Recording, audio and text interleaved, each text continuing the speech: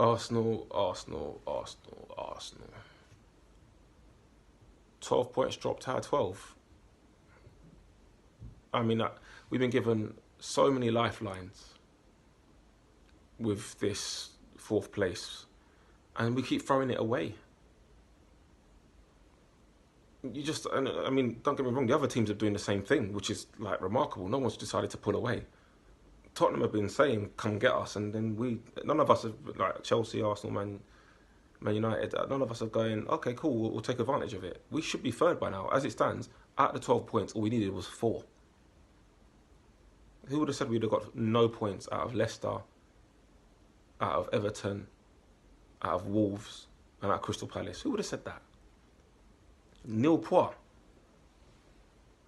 You know, if you reverse the fixtures earlier this season, Everton at home, Leicester at home, Wolves at home, Palace away, we got 8 points. So you would never have thought we'd get 0.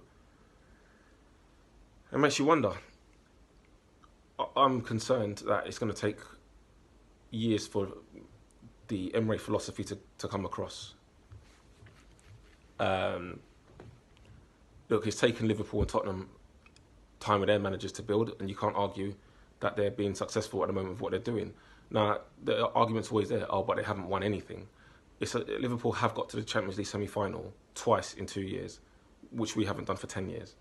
Tottenham have got there, by hook or by crook, they're there, and they're constantly improving. They're finishing, you know, I think they finished second before, or I have to double check that actually. But they're constantly knocking on the door.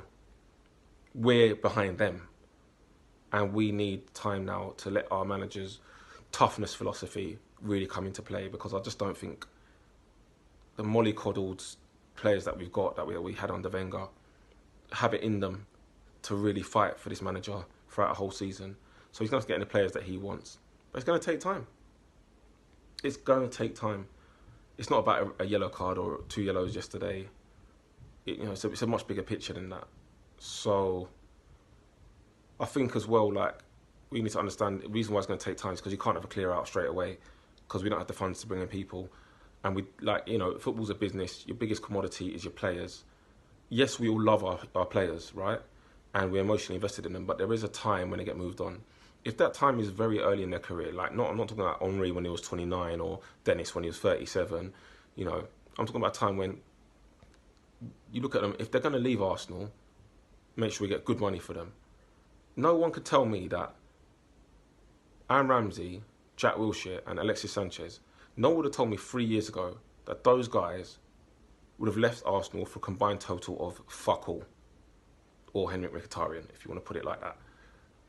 In today's market, with those kind of players, you'd be looking easily, and I mean this, at minimum, of 180 million. At minimum for those players. So when you look at Liverpool, they reinvested. They actually bought Virgil van Dijk and Alisson for about 10 million quid because they sold Coutinho to be able to buy them in. That's all you need to do. You don't need to have the funds already there. If you have to sell players, you sell players. Right? We all move on. We all move on. As fans, we see players come and go. But we're moving our players on and not getting nothing back for them. The only real player other than Ozil, the only player at Arsenal that could command a good sum of money would be Ozil. And even then, that's going to be a struggle because of his wages that we've given him now. The mismanagement of Arsenal and their contracts has meant that we can't just go and invest in the big players, the right characters, just like that. We're having to, fret around a little bit, Like, he's brought in characters, don't get me wrong. Like, Emerys brought in Leno and Torreira and Lichtsteiner and Socrates and Guendouzi, who are characters. They've got toughness in them. You can tell that he wants to fill out his squad with players like that. At the moment, there's not enough of it. There's nowhere near enough of it. And if you don't have toughness, then your confidence takes a while to come back. So every time we have a setback, it's a problem. We really, really, really need to be patient with him.